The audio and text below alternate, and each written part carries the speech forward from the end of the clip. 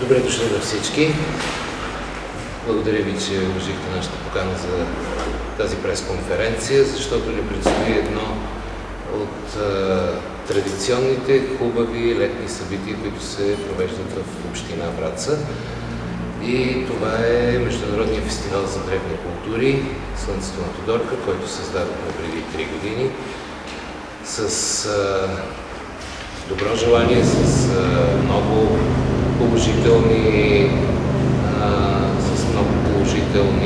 отзиви от участници и гости. Продължаваме да реализираме този фестивал. Тази година фестивала е под надслов Традициите на Мизия и е в партньорство с Търговско-промишлената палата в град Враца, но за това Мария ще разкаже подробно след това. Кое е интересното в новото издание на фестивала? Преди всичко това са участниците, с които ще имаме възможност да се срещнем и да работим тези 4 фестивални дни. Това са нашите добри познати от Сдружение Авитохол, които и миналата година заедно с движение Традиция Велико Търново ще представят различни занаяти и ще има възможност да представят някои елементи от бита на българското средновековие.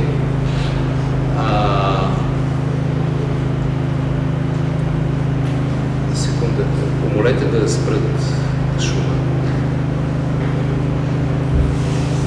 Другото, което е интересно, това е участието на една вокална формация Импровизо от град София, които ще се включат в официалната церемония по откриването на форума. Церемонията няма да бъде с механично озвучаване. Цялото музикално оформление на церемонията ще бъде с вокалните изпълнения на тази група Импровизо. Това е един творчески експеримент между театрална група Темп и формация Импровизо София. Надяваме се да се получи хубаво и приятно. Наред с това ще имаме възможност да видим традиционните ателиета по керамика, които тази година ще бъдат реализирани с наши гости от Сърбия и керамици от Велико Търново, от керамичните школи на Велико Търново. Ще присъстваме, може би, на традиционния театрален лабиринт, който се организира всяка година. И младите хора ще могат да се включат в археологическите училища, в кръглите маси. Общо взето 4 дни, изпълнени с събития, хубави преживявания, добри емоции и молим се времето да бъде с нас, да няма дъждове и ветрове. Мисля, че ще се получи един хубав арт, творчески и научен празник. А сега давам думата на Мария, за да ни разкаже малко за проекта, който в голяма част финансира настоящото издание.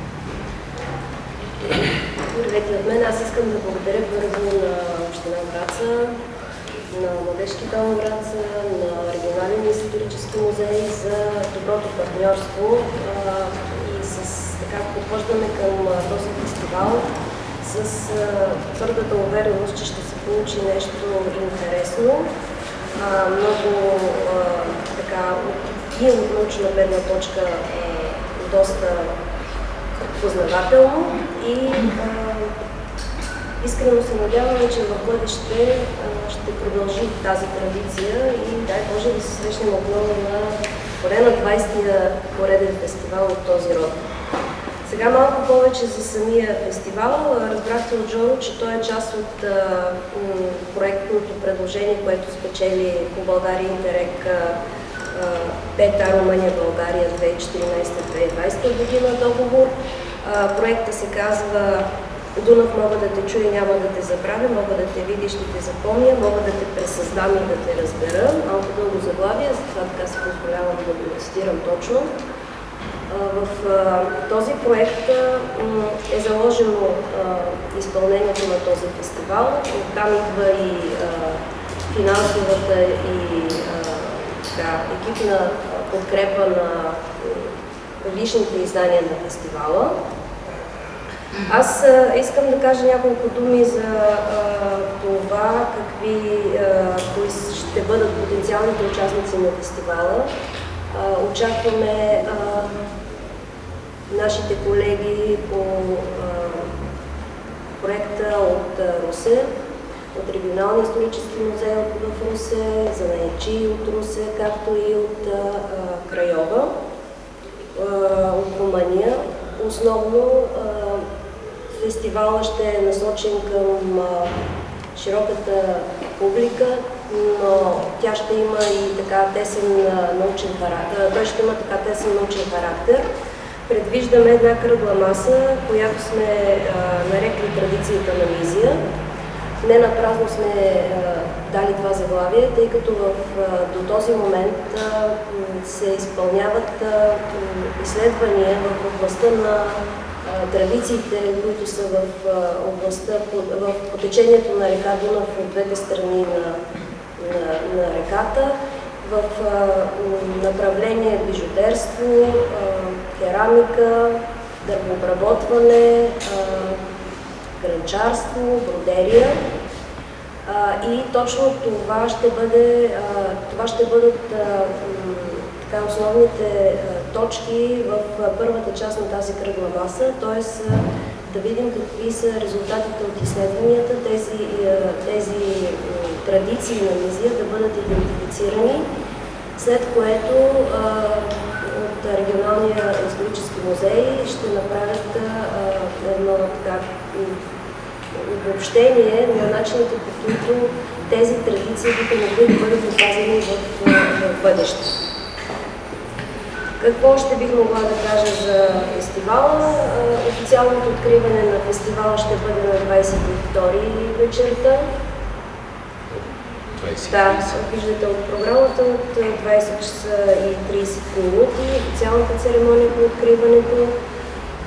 За тези от вас, които няма да бъдат там през цялото време или имат желание да присъстват през деня, за информация ще можете да пътувате сутрин и вечер с автобусите, които са осигурени за извозване на участниците. Така че даже тези от вас, които биха желали още вечерта да дойдат и да заснемат водосвета, който ще бъде на 21 вечерта, биха могли да ползват осигурения транспорт, който ще бъде от паркинга на хотел Хемос между 17 и 17:30 часа. Относно оборудването, очакваме, че ще направим един палатков,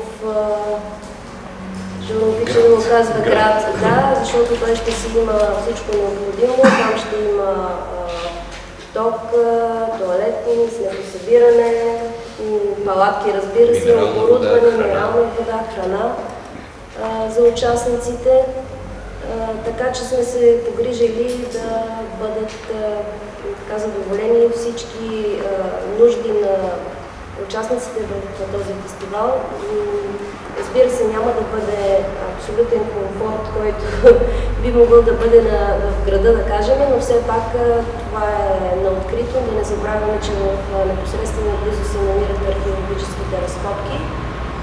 Така че можете да видите част от оборудването в залата. След това вече сме пред финална фаза. Остава брандиране вече на разположение на самия палатков лагер. Друго какво пропускам? Ако нещо се сещате, ще имате възможност да попитате. Знаете, че участниците получават нашия запазен знак на фестивала. Това е богинята Майка, която вече трета година връчваме на всички участници. Другото, което е интересно, очакваме и тази година да се случи, това са трите фестивални сцени, вечерни, където ще можем да видим изпълнители от почти всички населени места в региона.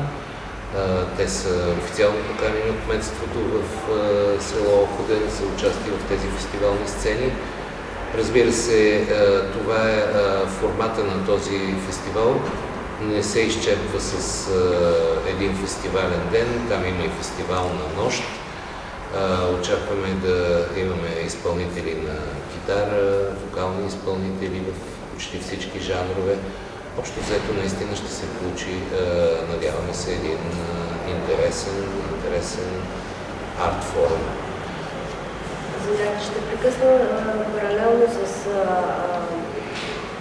това. Аз се връщам на научната жилка в този фестивал. Очакваме много научни работници, археолози, студенти. Освен това, от гостите, които сме поканили, се надяваме да откриването на самия фестивал да уважат представители на Министерството на регионалното развитие, на туризма, да. Така че смятам, че сме създали на този етап всички предпоставки за популяризиране на този хубав фестивал и за запазването му като традиция в следващите години с устойчивост. Това реализирането на този фестивал не е самоцел, през годините и мисля, че за напред той се оформя като един, ако можем така да го наречем с тази модерна думичка, туристически продукт, защото в фестивала не се включват само групи и хора, които ние сме поканили за участници, се включват и голямо количество свободни граждани, които в почивните дни взимат своите палатки и се включват в фестивалния бивак и в събитията. Така че поканата е към всички граждани на град Враца. Ще имаме гости от страната, мисля, че и от чужбина. Има хора, които зададоха този въпрос, дали могат да си дойдат с палатките. И мисля, че с годините нашата цел е това наистина да е един продукт, който 4 дни ще събира много хора с интерес към древните култури и традиции. Очакваме гости от България, Румъния, Русия, Сърбия, Македония и Албания. Това са държавите, от които очакваме. Градовете от България, които официално до този момент знаем, че ще участват, това е Враца, Русе, Перник, София, Мездра, Варна и Велико Търново.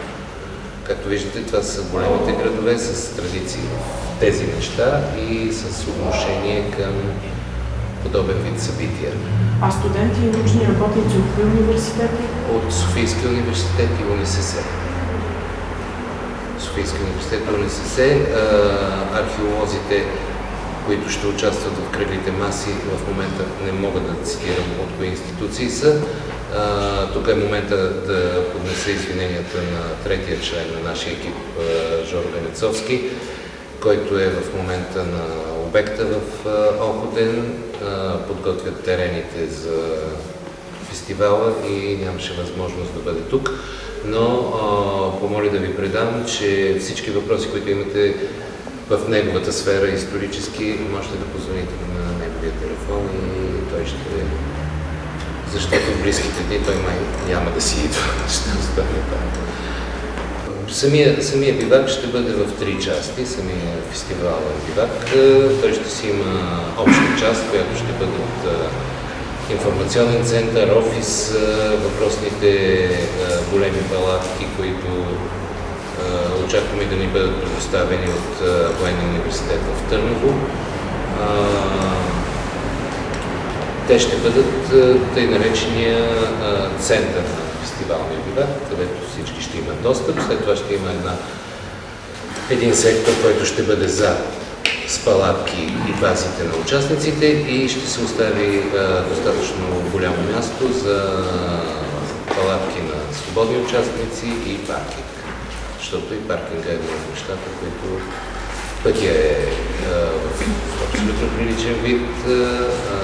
Община Враца съдейства в момента да се подобри пътя, и защото през зимния сезон се е нарушил. Това не е асфалтов път. Сега ще има насипване на малко на чакъл, на асфалт, за да може да е достатъчно проходимо и лесно стигането. Самият път ще бъде обозначен с много информационни табели, т.е. няма опасност някой да се загуби между Враца и Валк.